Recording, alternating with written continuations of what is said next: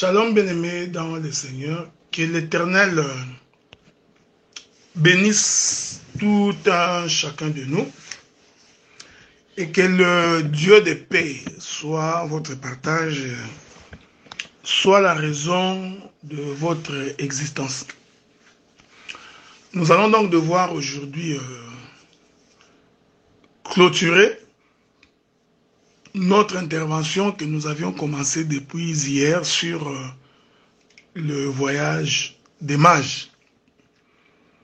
Donc, nous remercions Dieu, nous lui rendons des actions de grâce et nous lui sommes infiniment reconnaissants pour tous les bienfaits que l'Éternel a fait à notre égard. Et nous ne cesserons de sanctifier son nom parce que la chose la plus importante que le Seigneur a faite, c'est qu'il nous a tirés du monde, nous qui n'avions pas bonne presse, nous qui n'étions pas comptés parmi les saints, nous qui n'avions pas part à l'héritage fait à Abraham, mais le Seigneur a jeté son regard sur nous en nous délivrant de l'esclavagisme et en nous délivrant du péché et pour nous ramener dans sa sainteté. En tout cas pour ça, nous lui sommes infiniment reconnaissants et nous ne cesserons de bénir son nom. Encore une fois, je vous remercie, vous tous qui aurez l'occasion de me suivre, et aussi à l'administrateur principal du groupe Nieu Fracassé, parce que je suis également l'un des administrateurs, mais nous avons quelqu'un qui est au-dessus de nous. C'est le docteur Enoch Toubi Bilugozi, même s'il est jeune en âge, mais nous lui devons beaucoup de respect parce qu'il est le concepteur de cette plateforme. Voilà pourquoi je voudrais également lui remercier pour la confiance qu'il ne cesse de placer en ma personne. Souffrez donc que je fasse une petite mise au point avant de pouvoir commencer.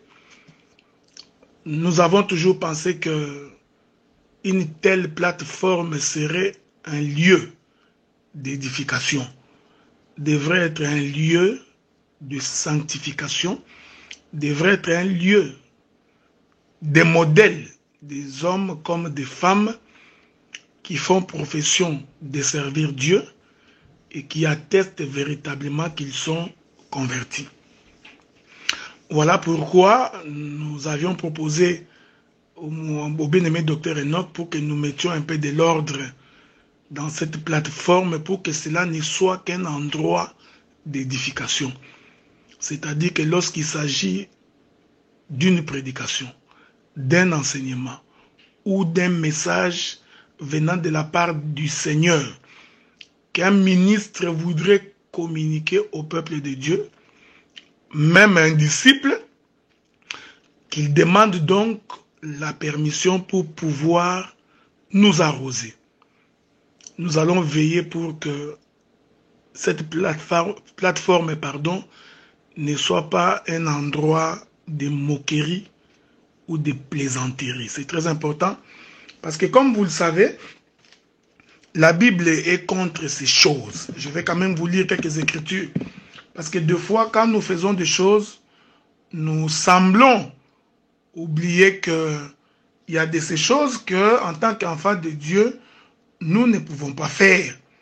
Mais des fois, nous laissons ces choses s'accomplir au milieu de nous sans devoir en tenir compte.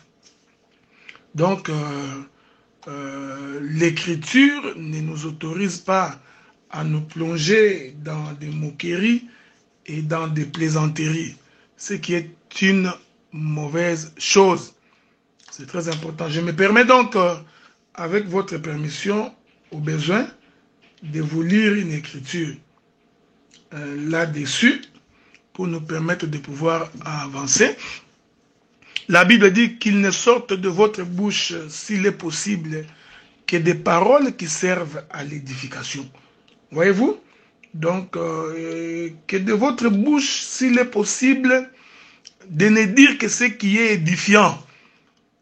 Ainsi, vous allez nous éviter des plaisanteries, vous allez nous éviter des choses, des moqueries, parce que ces choses-là sont en désaccord avec les règles de bienséance. C'est pourquoi quand vous lisez le frère Paul, Éphésiens chapitre 4, le verset 29, il dit qu'il ne sorte de votre bouche aucune parole mauvaise, mais s'il y a lieu, quelques bonnes paroles qui servent à l'édification et communiquent une grâce à ceux qui l'entendent.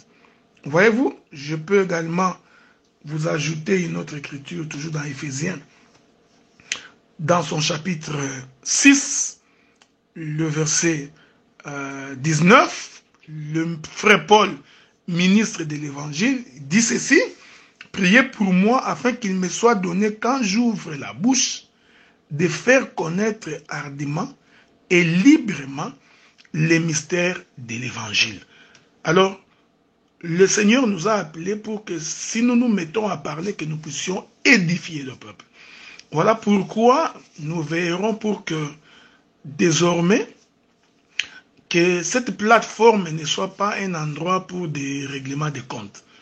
Donc si tu as un problème avec ton frère, vous connaissez l'écriture, allez le voir, parlez avec lui. S'il comprend, tu l'as gagné. S'il ne comprend pas, appelle 2 ou 3 témoins, 2 autres personnes pour que la chose soit traitée. Sinon, alors informer toute l'église si les frères ne se répandent pas. Je voudrais également saisir cette occasion pour dire que cette plateforme, nous avons au milieu de nous nos aînés, que nous appelons communément nos pères, les gens qui nous ont prêché cet évangile, et nous avons également des gens qui ont prêché cet évangile avant nous.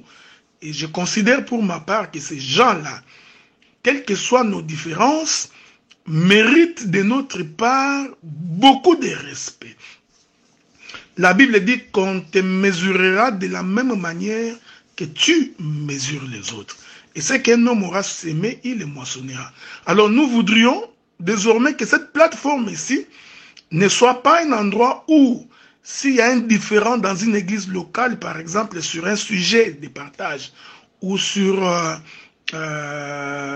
une prédication pour laquelle tu n'étais pas d'accord, nous ne voulons pas que vous rameniez ces débats-là sur cette plateforme ici, comme si on est à la recherche d'une raison pour dire que ça a été dit. Nous pensons que s'il y a des différends de telle sorte ou de la sorte, allez dans vos églises locales, discuter, partager. Je crois que le Seigneur vous éclairera. Donc, nous tiendrons également compte de la manière dont on répond à des frères ou à des sœurs lorsqu'il y a des points de divergence. Donc, nous pouvons avoir des points de divergence, mais nous pensons à notre humble avis que nous pouvons réagir poliment, en argumentant, sans être insultant. Voilà pourquoi, bien-aimés dans le Seigneur, question d'équité, question d'équilibre, question de respect, et pour prouver que nous avons le Saint-Esprit et que nous sommes véritablement convertis, alors nous ne ménagerons aucun effort pour toutes les personnes pour qui nous aurons l'impression que leurs argumentaires ou leur manière de parler manque du respect à d'autres frères ou à d'autres sœurs, et surtout si votre intervention manque du respect à un aîné, à ceux qui nous ont prêché cet évangile, ou ceux qui ont prêché l'évangile avant nous ou avant vous. Que la paix du Seigneur soit avec vous, que la main de Dieu soit constamment sur vous, pour que vous compreniez la nécessité de cette chose. Nous allons faire un effort également pour éviter des sujets de polémiques et de discussions. Du genre, vous récupérez une vidéo quelque part, vous amenez ici pour que la vidéo devienne un sujet de moquerie ou un sujet de plaisanterie. Parce que généralement, quand vous amenez des vidéos comme ça, beaucoup de gens s'éloignent de la sainteté de Dieu, ils se livrent à des insultes, à des injures, croyants qui sont en train de défendre la doctrine. Que Dieu vous bénisse.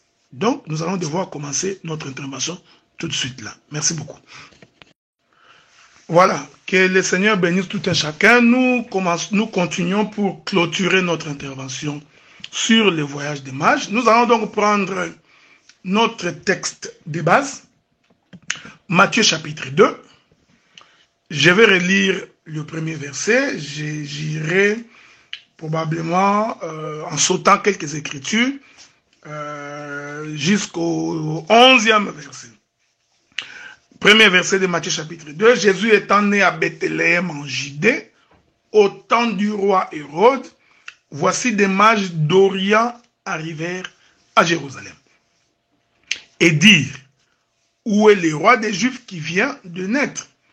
Car nous avons vu son étoile en Orient, et nous sommes venus pour l'adorer.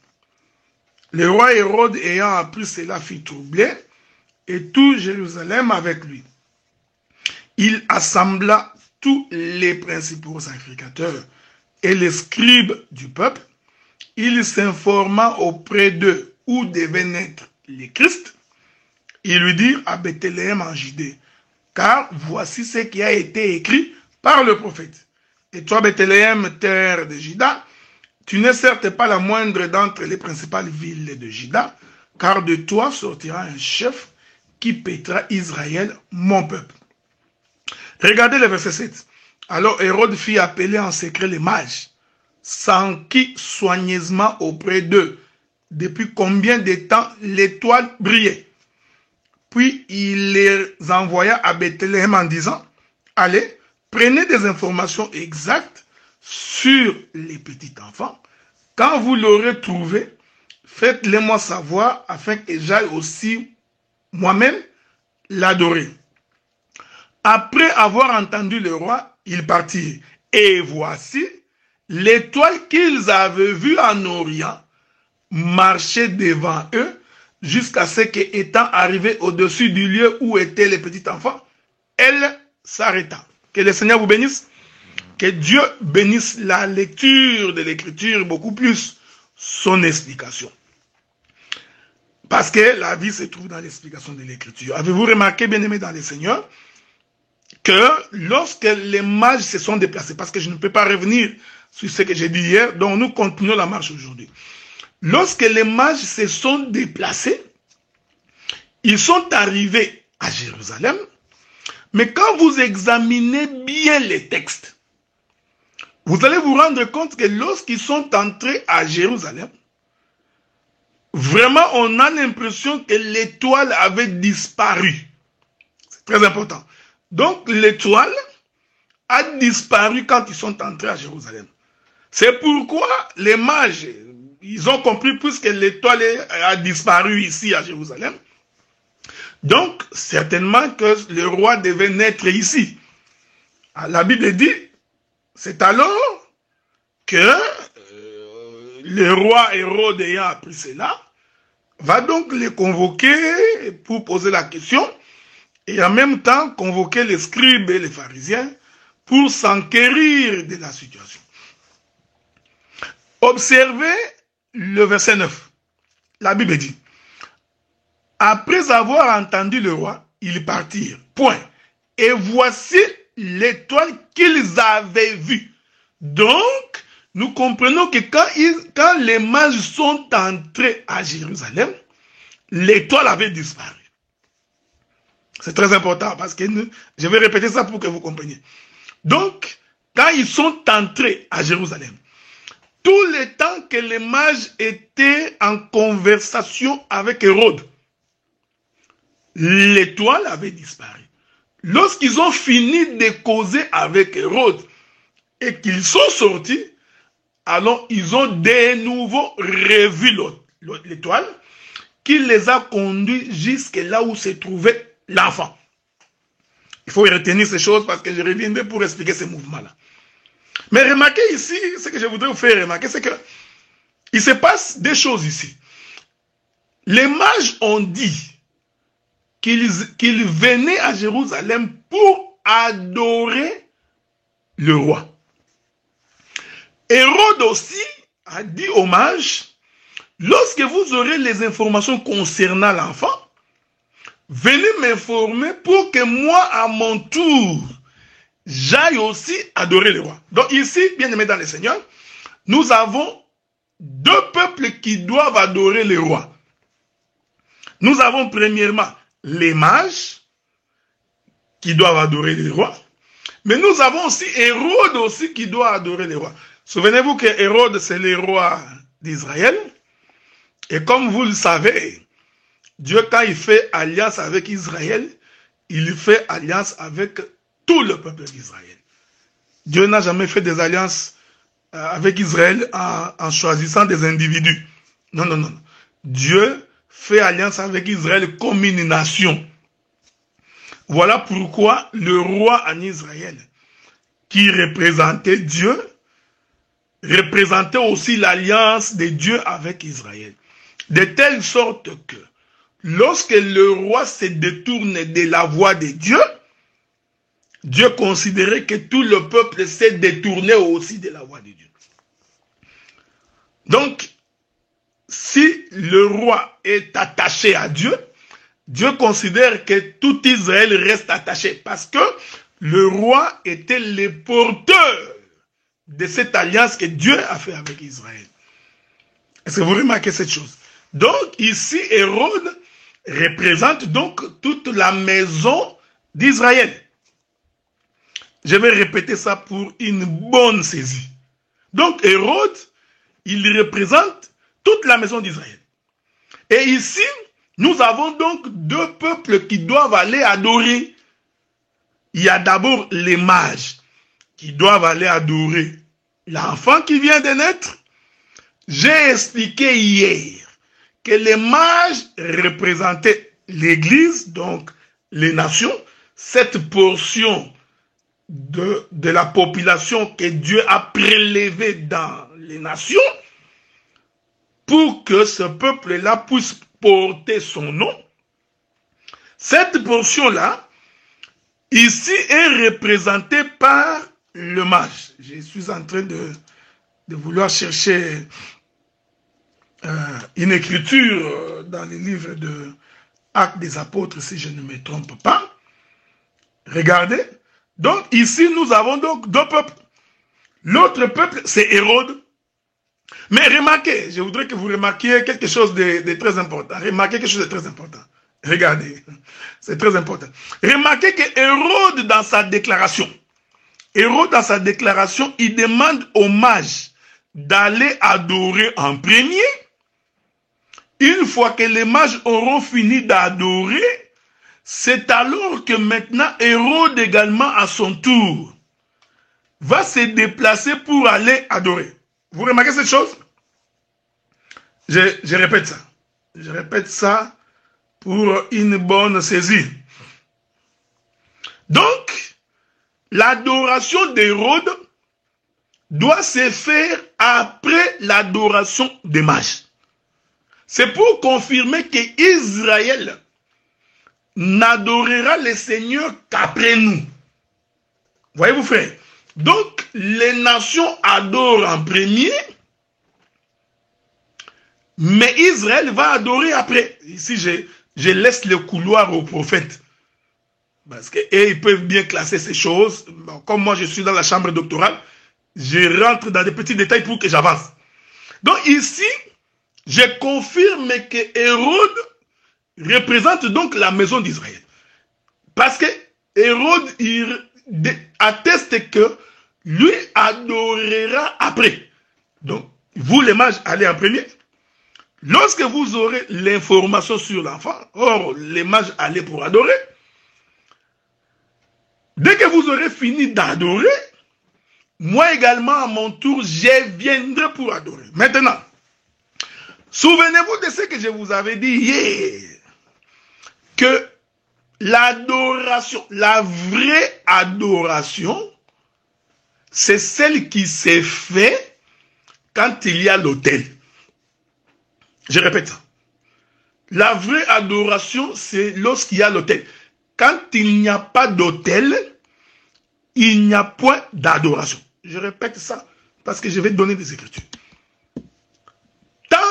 qu'il n'y a pas le sacrifice, tant qu'il n'y a pas l'autel des sacrifices, on ne peut pas parler d'adoration. Voilà pourquoi je vais confirmer qu'Israël ne peut pas adorer avant nous. Voyez-vous, frère, Israël ne peut pas adorer avant nous, j'aime ces choses, parce que c'est nous qui avions vu l'étoile. C'est nous qui avons vu l'autel de sacrifice avant Israël. Que la paix du Seigneur soit avec vous. Je vous reviens. Voilà, que le Seigneur vous bénisse, hein, qui vous garde infiniment. Je suis en train de marcher maintenant aujourd'hui pour aller expliquer que la naissance de Jésus était en Occident. Ok? J'avais fait la promesse hier, donc ma démarche d'aujourd'hui va être là. J'en profite pour dire que ce que j'ai dit n'est pas une vérité exclusive. C'est-à-dire qu'il y a d'autres ministres qui peuvent venir aborder d'autres aspects sur le même sujet.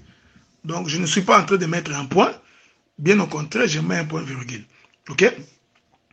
Et c'est vrai qu'en 2 séances, je ne peux pas exploiter tous les textes du voyage des mages. Parce qu'il y a beaucoup d'éléments en détail là-bas qui peut nous prendre plusieurs semaines si nous voulons vraiment entrer dans les détails. Donc, voilà. Donc, ce que j'ai dit ne contredit pas ce qu'un autre ministre aurait dit quelque part. Je disais que on ne peut pas adorer s'il n'y a pas l'autel et puis s'il n'y a pas le sacrifice. Donc, pour qu'on adore, il faut qu'il y ait et l'autel et le sacrifice. Je vais prendre un exemple. Nous prenons les livres de Genèse chapitre 22. Genèse chapitre 22. Regardez. Premier verset. Après ces choses, Dieu mit Abraham à l'épreuve et lui dit, Abraham, il répondit, mais voici. Dieu dit, prends ton fils, ton unique, celui que tu aimes, Isaac, va-t'en au pays des Morija. Là, offre-les en holocauste sur l'une des montagnes que je te dirai. Abraham se leva de bon matin, sella son âne, prit avec lui les 2 serviteurs, son fils Isaac. Il fendit du bois pour l'holocauste et partit pour aller au lieu que Dieu lui avait dit. Le 3e jour, je répète ça, le 3e jour, Abraham leva les yeux, vit le lieu de loin. Je veux que vous me compreniez bien, frère. Le 3e jour, Abraham a levé les yeux. C'est pour confirmer que les lieux du sacrifice d'Isaac étaient un lieu élevé. Je répète ça. L'endroit où Abraham a vu le lieu du sacrifice n'était pas un lieu en bas, mais c'était un lieu élevé. Souvenez-vous que je vous avais dit hier que l'Orient, là où les mages ont vu l'étoile, c'était le matin. Tout simplement parce que l'Orient, c'est l'élevé du soleil. Ça, il ne faut pas oublier. Hein? Maintenant, ici, l'écriture dit qu'Abraham, qu'est-ce qu'Abraham a vu? Je précise que c'était le 3e jour. Le 3e jour, c'est-à-dire le jour qui atteste du sacrifice d'Isaac, Abraham lève les yeux et vit les lieux de loin. Donc, ce qu'Abraham avait vu, ces lieux-là étaient un lieu élevé. J'aime ces choses.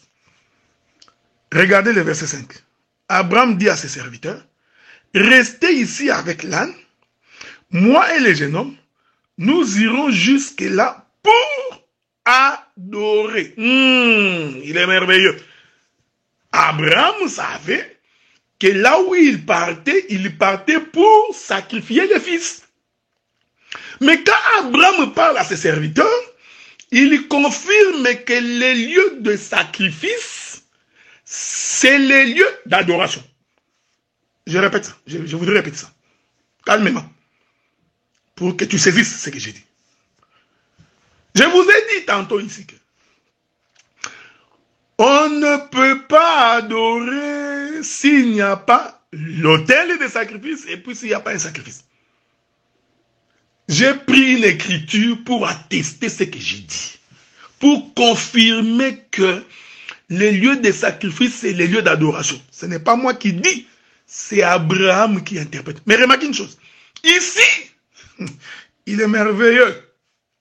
Ici, vous allez remarquer que Abraham, il n'y a que lui qui connaissait les lieux parce que Dieu le lui avait montré. Ce n'est pas moi qui dis, hein. Le verset 2 dit ceci. Dieu dit, prends ton fils, ton unique, celui que tu aimes, Isaac, va-t'en au pays de Morija et là, offre-le en holocauste sur l'une des montagnes que je te dirai. Mais quand vous lisez le verset 3, regardez. Abraham se leva de bon matin, sella son âne, prit avec lui 2 serviteurs et son fils Isaac. Il fendit du bois pour l'holocauste et partit pour aller au lieu que Dieu lui avait dit. Ah, le deuxième verset vous dit que les lieux que Dieu lui montrerait, alors que le troisième verset dit que les lieux que Dieu lui avait dit. Donc, Abraham connaissait le chemin. Il connaissait l'endroit du sacrifice. Ici, j'explique donc qu'Abraham, c'est l'étoile que les mages ont vue en Orient. Parce que l'étoile qu'ils ont vue en Orient les conduisait vers les lieux d'adoration. Est-ce que vous me suivez? Suivez-moi, suivez-moi. Matthieu chapitre 2. Donc, l'étoile est un conducteur, un guide, un pédagogue qui amène les mages vers les lieux d'adoration. C'est ce qu'ils ont dit. Maintenant, je voudrais expliquer qu'en fait, ces lieux d'adoration-là, là où Jésus était né là, en réalité, c'était tout un hôtel. Voyez-vous? Donc, c'était le lieu de la mort. Il est merveilleux. J'aime ces choses. C'est pourquoi l'Écriture dit, au 3e jour, Abraham leva les yeux. Il vit les lieux. Donc, j'ai confirmé que les lieux qu'Abraham avait vus étaient un lieu élevé. Je vais faire asseoir la chose dans les Écritures. Très bien d'ailleurs. Donc, ici maintenant nous comprenons, Abraham, il est aussi ici considéré comme étant l'étoile qui conduit. Ici, Isaac, avec tous les serviteurs d'Abraham, sont donc l'image des mages. C'est l'image du monde, de ce peuple qui est sorti et qui est en train de suivre Abraham, qui est en train de suivre l'étoile. Mais ce que j'aime dans cette écriture ici, c'est que Dieu avait dit à Abraham d'aller sacrifier le fils. Donc, c'est-à-dire l'endroit où Abraham partait, c'était l'endroit des sacrifices. C'était l'endroit où il devait y avoir un autel. Et que Isaac était le sacrifice qui devait monter sur l'autel. Maintenant, le frère Abraham, ce frère que je l'appelle frère, que cela ne vous scandalise nullement, parce que c'est Abraham était aussi notre frère, et regardez. Mais Abraham, lui, il dit ceci, dans le verset 5 de Genèse chapitre 22. Abraham dit à ses serviteurs, restez ici avec l'âne, moi et les jeunes hommes, nous irons jusque-là pour adorer. Oh, donc Abraham nous confirme que les lieux du sacrifice, c'est les lieux d'adoration. Donc, personne ne peut adorer s'il n'y a pas de sacrifice. C'est pourquoi, bien-aimés dans le Seigneur, j'ai toujours dit et j'ai toujours répété, si nous ne nous identifions pas à l'œuvre de la croix, notre adoration est vaine, frère. L'adoration, ce n'est pas le fait que nous chantons dans nos églises, ce qui est une bonne chose parce qu'il faut chanter pour le Seigneur. L'adoration, la vraie adoration, ce n'est pas le fait que nous nous mettons à genoux et nous disons que Dieu est merveilleux. Ça aussi, c'est une bonne chose. mais pour qu'il y ait adoration. Bien-aimé dans le Seigneur, il faut qu'il y ait l'autel du sacrifice. Je donne tous ces témoins pour préciser que cette naissance de Jésus-là, c'était l'autel des sacrifices. Vous remarquez cette chose. Vous allez permettre que je touche une autre écriture. Avec votre permission. Je vais aller toucher une autre écriture pour faire asseoir la même pensée. Hein, parce qu'avec les écritures, ça nous permet d'avancer. Ok? Bon. Comme je suis déjà arrivé à ma deuxième partie, je vous reviens. Ok, merci beaucoup. Qu'il vous soit multiplié la paix de Dieu et que la grâce du Seigneur vous soit donnée en abondance. Nous continuons donc notre marche de sanctification. Je vais donner un autre témoin pour confirmer que les lieux d'adoration c'est les lieux de sacrifice. Ok? Parce qu'en fait, les mages qui partaient adorer allaient adorer dans un lieu, naturellement, qui était les lieux de la naissance, mais qui prophétiquement constituait les lieux d'adoration.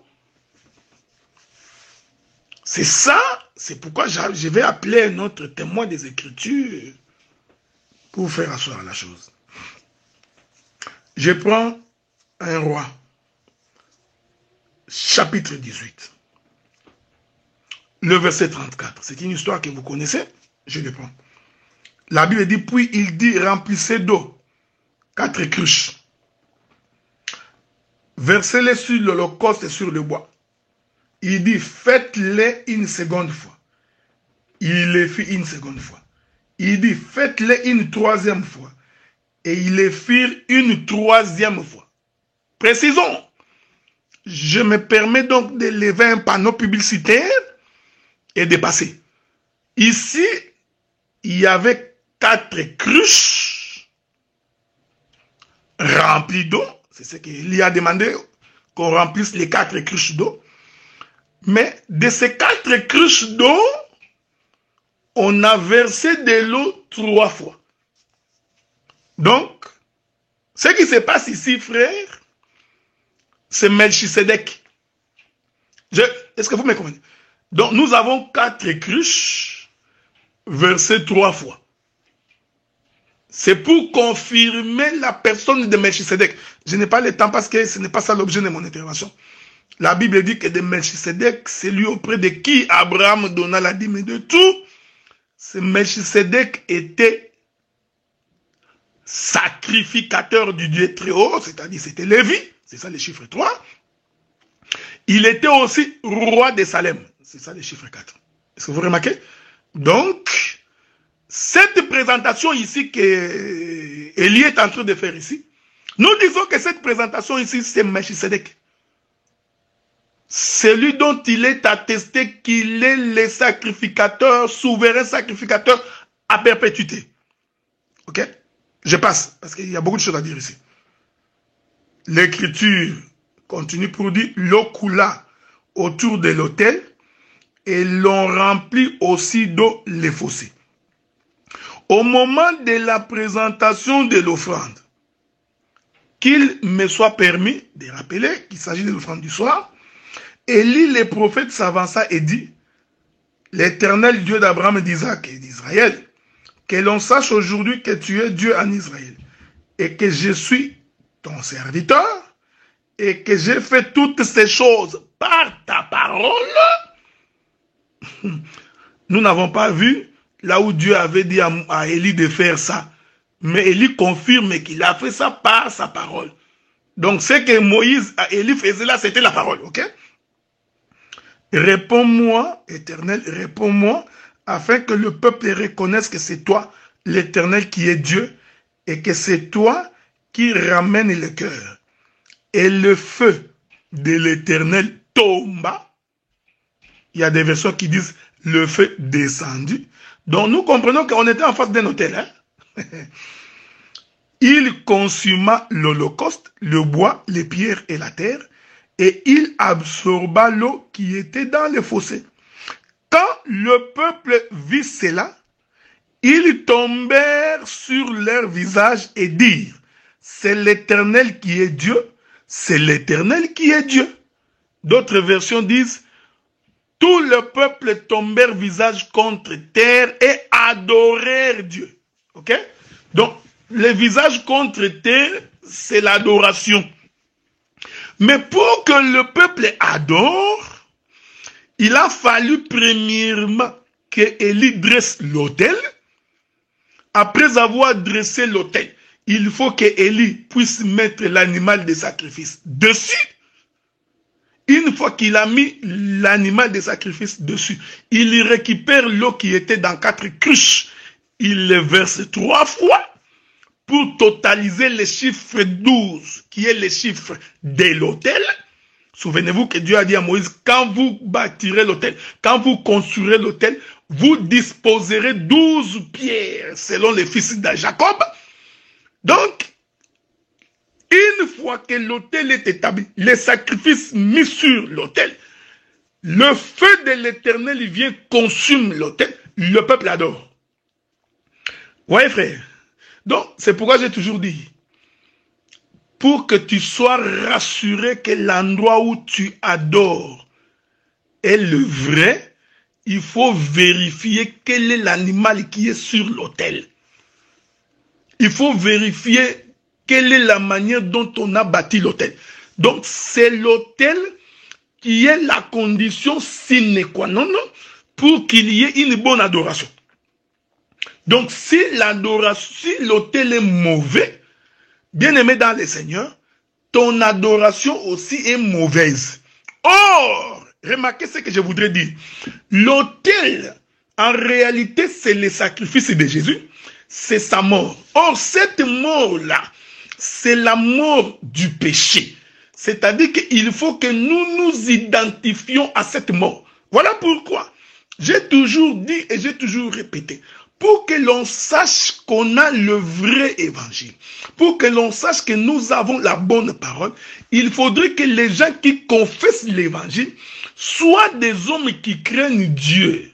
Que ce soit des hommes qui ont en horreur le péché. Que ce soit des hommes qui ont la crainte de l'Éternel.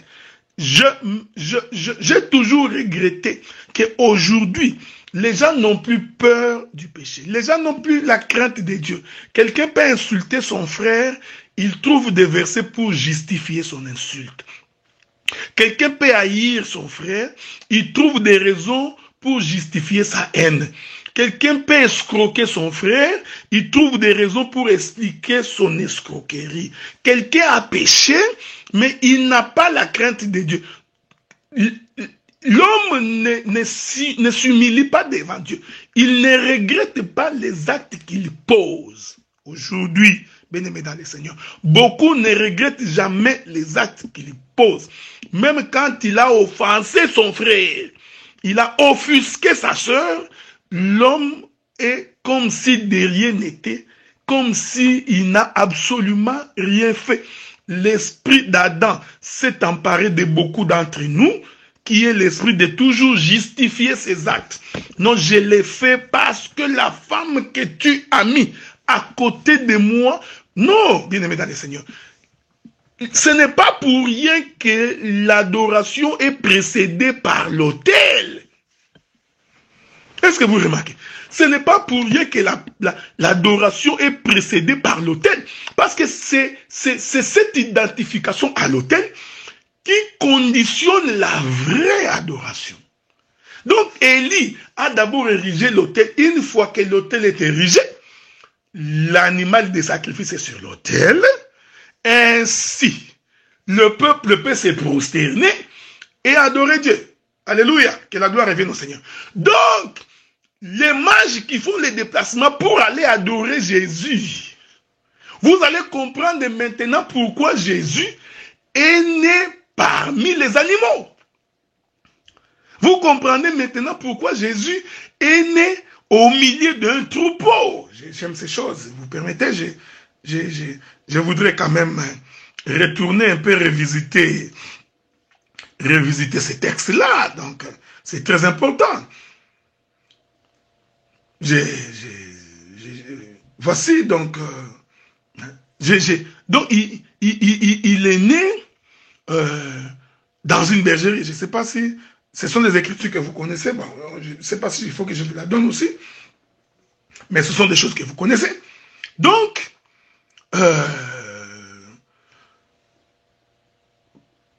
pourquoi est-il né là? C'était d'abord pour confirmer qu'il est l'animal de sacrifice. C'est d'ailleurs à raison que Jean-Baptiste, quand il a vu Jésus, pendant que tout le monde voyait un homme, Jean-Baptiste, lui, il a vu un animal. Il dit, voici l'agneau de Dieu qui ôte les péchés du monde. Donc, cet homme ici, c'est un mourant. Voyez-vous, frère. C'est comme ça que j'explique la notion de l'Occident. Les lieux où le soleil vient se coucher. Or, se coucher ici, c'est la mort. Est-ce que vous comprenez? Vous permettez? Nous allons revenir. Shalom, bien-aimés dans le Seigneur. Nous permettons de continuer notre marche de sanctification. Nous espérons que le Seigneur vous est favorable. Hein? Et que la parole vous arrive. Donc, je rentre à la naissance de Jésus parce que c'est là-bas que les mages sont en train de marcher pour aller l'adorer. Et je suis en train d'expliquer maintenant que l'adoration, en réalité, c'est là où ils sont allés adorer, c'était les lieux de la mort.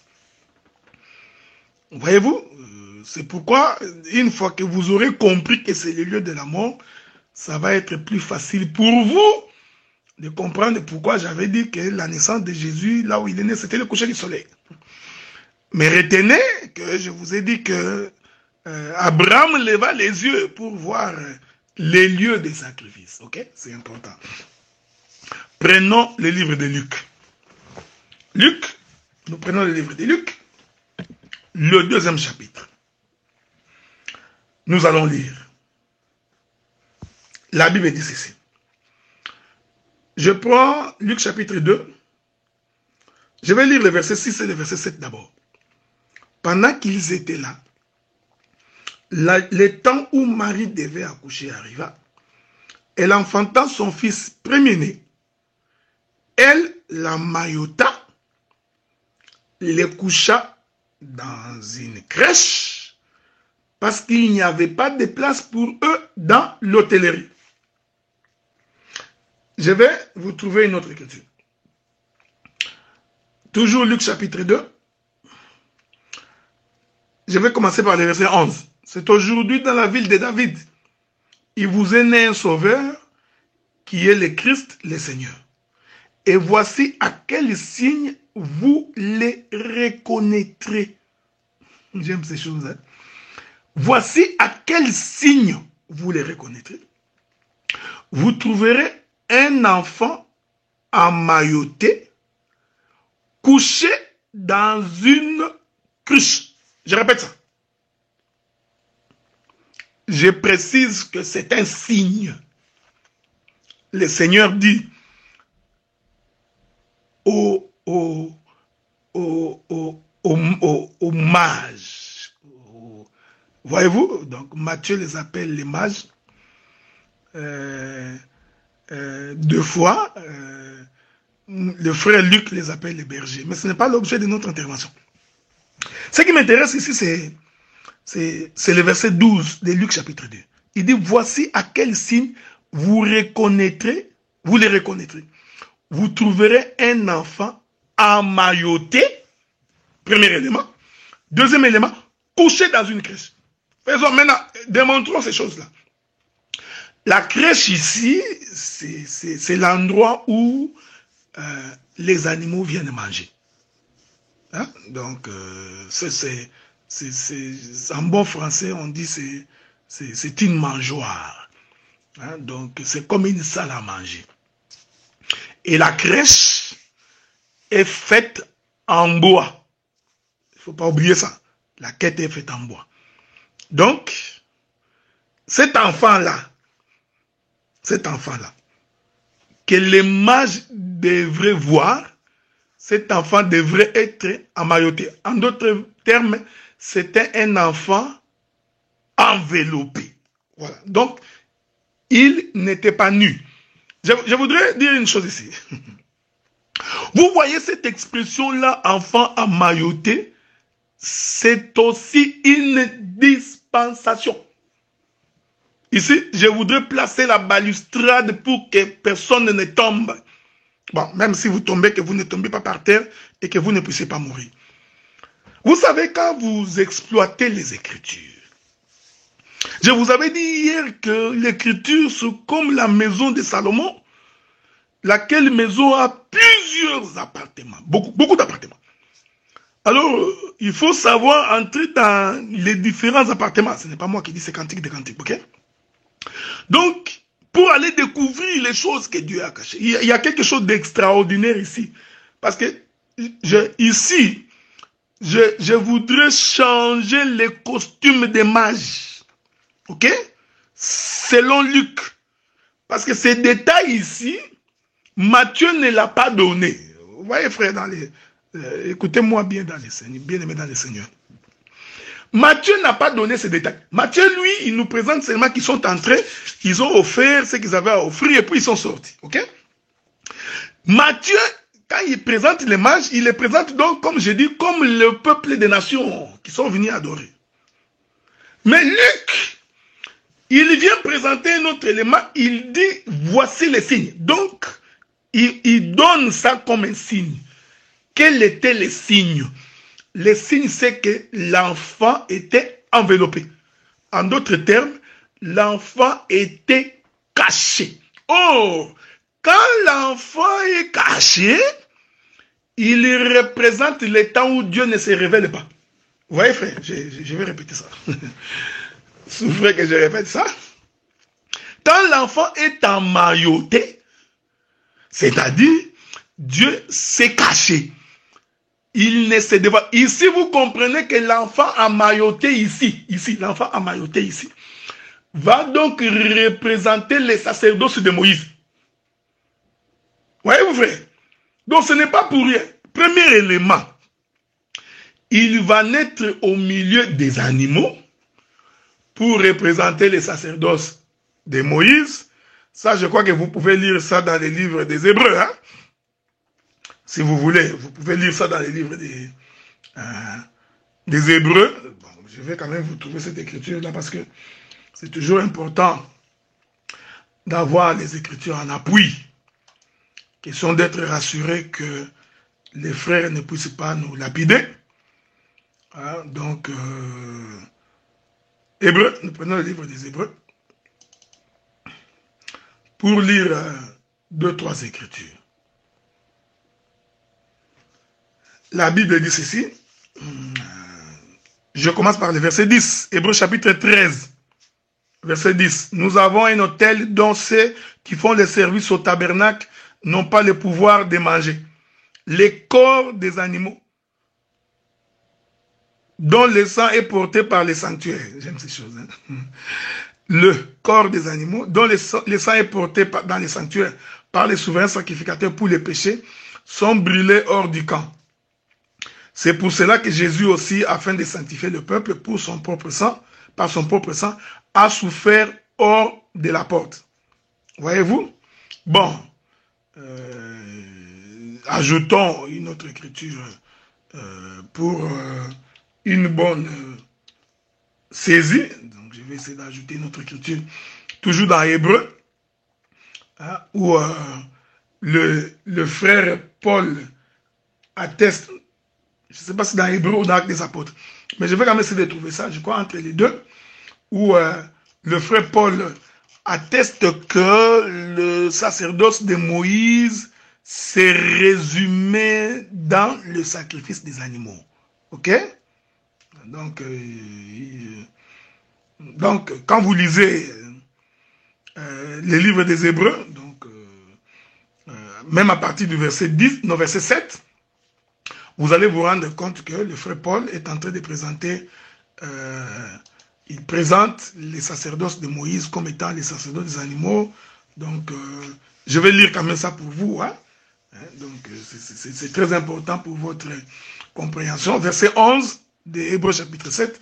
Si donc la perfection avait été possible par les sacerdoces lévitiques, car c'est sur ces sacerdoces qu'est reposée la loi donnée au peuple, qu'en est-il encore besoin qu'il parût un autre sacrificateur selon l'ordre de Melchizedek et non selon l'ordre d'Aaron? Vous pouvez descendre tous ces textes-là jusqu'en bas. Vous verrez que le frère Paul présente que ces sacerdoces-là étaient un sacerdoce des animaux.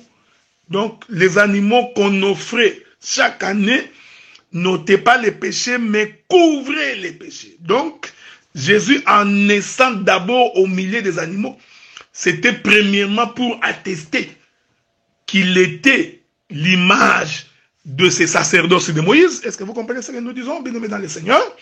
Je donne un deuxième témoin. Le fait qu'il est emmailloté, en d'autres termes, enveloppé, c'est-à-dire il ne se découvre pas, c'est ça Matthieu chapitre 13, verset 10.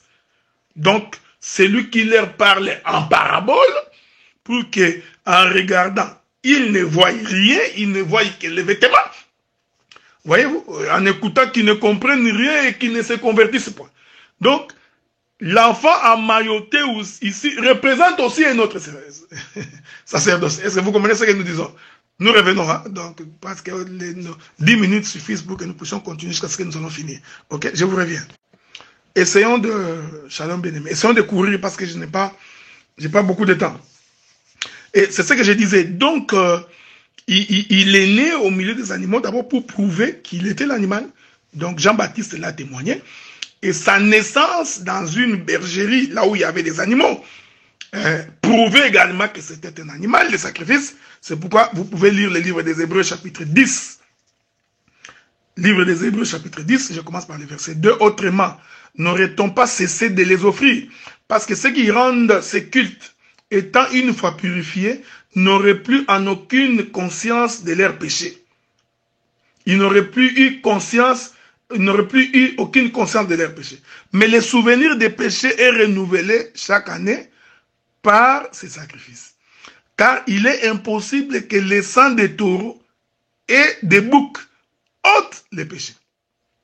C'est pourquoi Christ, entrant dans le monde, dit, tu n'as voulu ni sacrifice ni holocauste, tu m'as formé un corps, tu n'as agréé ni holocauste ni sacrifice pour les péchés. Donc, ici, il est attesté que les animaux qui mouraient pendant tous les sacerdoces de Moïse représentaient donc une dispensation. C'est pourquoi Jésus va naître au milieu des animaux. Vous voyez? Donc déjà, sa naissance atteste qu'il va mourir. Donc, c'est pourquoi j'ai dit que cet endroit-là représentait Golgotha. Je vais toucher une écriture bientôt pour faire asseoir la chose. Donc, deuxième élément, l'enfant est emmailloté. J'ai dit, le fait d'emballer là, c'est qu'il est caché. Merveilleux. Et le deuxième signe, c'est que cet enfant est couché. Voyez-vous faire. Le temps nous manquerait. Vous voyez? Donc, emmailloté représente la loi. Et couché va représenter sa mort. Donc, c'est pourquoi l'enfant était couché sur une brèche. Je vous ai dit que la brèche ici, c'est un morceau de bois. C'est là où les animaux venaient pour manger. Donc, or, pour manger, il faut qu'il y ait de la nourriture. Jésus avait donc raison de dire que mon corps est une nourriture. Quiconque ne mange pas de ma chair et ne boit pas de mon sang ne sera pas sauvé. Est-ce que vous remarquez ce que j'ai dit? Remarquez. Donc, nous comprenons maintenant que l'endroit où Jésus naissait, en réalité, c'était un endroit qui représentait la mort. Je vais donner un autre témoin. Toujours dans Matthieu, là où j'étais. Rentrons sur notre texte de base. Matthieu, chapitre 2, le verset 21. Non, pardon, le verset 11. Matthieu, chapitre 2, le verset 11. Ils entrèrent dans la maison, virent les petits enfants avec Marie, sa mère, se prosternèrent et l'adorèrent. Ils ouvrirent ensuite leur trésor, lui offrirent en présent de l'or. Je vais passer l'or parce que l'or représente la divinité. De l'encens et de la myrrhe. J'aime ces choses. Donc, ils ont offert à Jésus de l'encens et aussi de la myrrhe. Ok? Bon, souffrez avec nous que nous puissions aller trouver une écriture pour faire comprendre ce que nous voulons dire. Je vais prendre, je crois, quelques écritures comme ça. Ce serait important. Nous prenons d'abord Lévitique chapitre 2. Prenons Lévitique chapitre 2. Avec votre permission. Il est écrit, à partir du verset, je vais lire le verset 1 et le verset 2. Lorsque quelqu'un fera à l'Éternel une offrande en don, son offrande sera de fleurs de farine. Il versera de l'huile dessus et il y ajoutera de l'encens. Ok? Bon, ça c'est l'écriture que je vous ai donnée. Verset 2. Il apportera au sacrificateur, fils d'Aaron. Le sacrificateur prendra une poignée de cette fleur de farine, arrosée de l'huile avec de l'encens. Il brûlera sur l'autel comme souvenir. Donc, l'encens constitue ce qu'on apportait pour les sacrifices. Bon, je voudrais, vous pouvez y ajouter Lévitique chapitre 2, verset 15, si vous voulez, pour voir les détails de tout ce que je suis en train de dire. Le verset 15 et le verset 16, ça c'est pendant que Israël devrait sacrifier. Tu verseras de l'huile dessus, tu ajouteras de l'encens, c'est une offrande.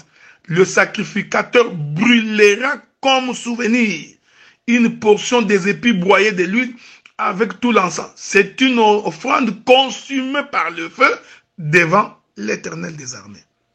Avez-vous remarqué cette chose? Bon, je me permets alors, parce que j'ai beaucoup d'écriture, hein, bon, souffrez aussi que je puisse... vous pouvez ajouter un Chronique chapitre 6 verset 49. Ça va vous instruire également. Maintenant, je vais également prendre Néhémie chapitre 13, le verset 9. J'ordonnais qu'on purifiait les chambres, j'y replaçais les ustensiles de la maison de l'Éternel, les offrandes et l'encens. Bon, le psalmiste dit ceci. Le psalmiste, il dit ceci. Il dit, dans Psaume 141, verset 2, je donne ces éléments ici pour prouver que cette offrande-là, ces dons-là qu'on donnait de l'encens, symbolisait l'autel des sacrifices, attestait de la mort de cet enfant-là. Ok? Le psalmiste dit, que ma prière soit devant ta face comme l'encens, et l'élévation de mes mains comme l'offrande du soir. Ah, donc, quand il y a l'offrande du soir, il doit donc y avoir de l'encens. Est-ce que vous comprenez ce que je dis? Donc, cette naissance de Jésus-là est une offrande du soir, d'après le psalmiste 141, verset 2. Il dit que ma prière soit devant ta face comme l'encens. Or, pour comprendre l'encens, il faut que nous rentrions quand Israël faisait les sacrifices. Et il continue pour préciser qu'en réalité, c'est comme les offrandes et l'encens. Je vais finir par un verset. Cantique des Cantiques. Cantique des Cantiques, chapitre 3. Qui est la chanson de Salomon. Le verset 6. Qui est celle qui monte du désert comme des colonnes de fumée au milieu des vapeurs, des myrrhes et d'encens. Je répète ça. Ça, c'est Salomon qui parle. Qui est celle qui monte du désert comme des colonnes de fumée au milieu des vapeurs, des myrrhes et de l'encens. Bon, maintenant, vous voyez, j'ai bien célébré le mariage. Donc, quand nous rentrons dans Matthieu, nous comprenons maintenant que quand les mages ont offert quand les mages ont offert à Jésus de la myrrhe et de l'encens, c'était pour témoigner que cet enfant est un sacrifice. Donc ainsi nous comprenons que la brèche, cette brèche sur laquelle on avait emmailloté Jésus et fait coucher, en réalité tout ça là représentait les lieux du sacrifice. Je rentre maintenant dans Genèse chapitre 27. Vous permettez? Je pouvais vous ajouter une autre écriture. Bon, regardez. Je ne sais pas si je peux vous trouver une autre écriture pour que la compréhension de beaucoup soit bonne. Bon, je peux ajouter une autre écriture. Je ne sais pas si je vais trouver cette écriture-là. C'est toujours important. Hein? Donc, parce que quand le peuple, quand les souverains sacrificateurs ou les sacrificateurs sacrifiaient, donc l'encens c'est monté jusqu'aux narines de l'Éternel et l'Éternel prenait plaisir hein, à ce que les hommes faisaient. Donc, on ne peut pas parler de l'encens s'il n'y a pas de sacrifice. Donc, on pouvait également prendre un témoignage à ce qui concerne Joseph pour attester de cela. Donc, quand vous prenez Genèse chapitre 37, le verset 25, vous allez également voir que la Bible dit qu'ils s'assirent ensuite pour manger, donc les fils de Jacob, ayant levé les yeux, ils virent une caravane d'Ismaélites venant des Galates.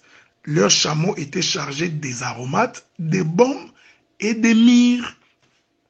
Or, ces éléments-là, c'est les éléments qui témoignent de la mort. Donc, quand il y a la mort, on met de la myrrhe, et on met de l'encens pour que l'odeur monte vers le ciel. Avez-vous remarqué? Donc, je vous reviens pour clôturer. Que la paix du Seigneur soit avec vous. Je suis en train d'atterrir. C'est comme je disais, j'ai fait un effort pour condenser ce que j'ai dit. Parce que si je rentre dans beaucoup de détails, nous risquerons de ne pas atterrir. Alors comme je n'ai que 1 heure aujourd'hui, donc je suis en train d'atterrir. Maintenant, vous constatez avec moi qu'en fait, les lieux de sa naissance constituaient également les lieux de sa mort. Voyez-vous? Donc, là où Jésus est né, c'est les lieux de sa mort. Bon, nous n'avons pas le temps pour aujourd'hui, mais si le Seigneur nous prête vie, nous reviendrons pour attester que le Seigneur est mort. Le Seigneur est mort au jour de sa naissance. Voyez-vous, frère? Donc, ça va faire l'objet de notre enseignement. Si le Seigneur nous prête vie, nous reviendrons pour attester que Jésus est mort à la même période qu'il était né. Ça, nous pouvons le démontrer. Ce n'est pas ce qu'on nous a appris que Jésus est né en décembre. Non, non, non. Donc, Jésus est né pendant le mois de la Pâque. Hein, donc ça, beaucoup d'écritures vont nous aider pour faire asseoir l'enseignement. Mais ce n'est pas l'objet de notre prédication pour l'instant. Nous voulons seulement dire que, donc, la crèche, pardon, voulais-je dire, j'ai dit la brèche. Non, la crèche, là où Jésus est né, là où on l'avait posé, cette crèche-là va donc représenter les lieux de sa mort. Va donc représenter Golgotha. Voyez-vous? Maintenant, je peux confirmer qu'en réalité, c'est l'Occident. Donc, il est mort en Occident. Or, l'Occident, c'est les lieux du coucher du soleil.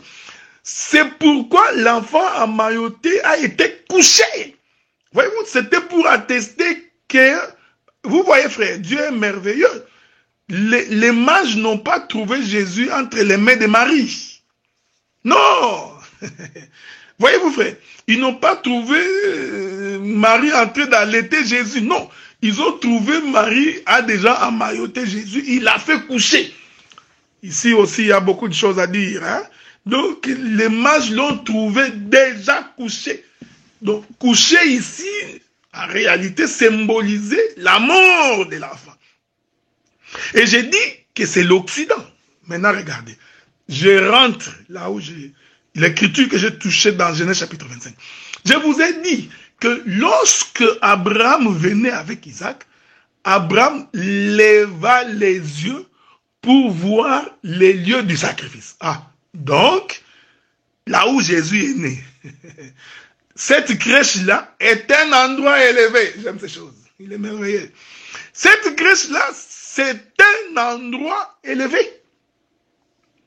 Vous voyez, frère, c'est pourquoi Jean dit ceci. J'entends souffrir, donc permettez que je lise une écriture dans les livres des gens. Je ne sais pas si j'ai trouvé cette écriture-là. Donc, bon, souffrir, je suis en train de courir, donc, pour aller trouver cette écriture-là, je suis en train d'espérer que je trouverai cette écriture-là.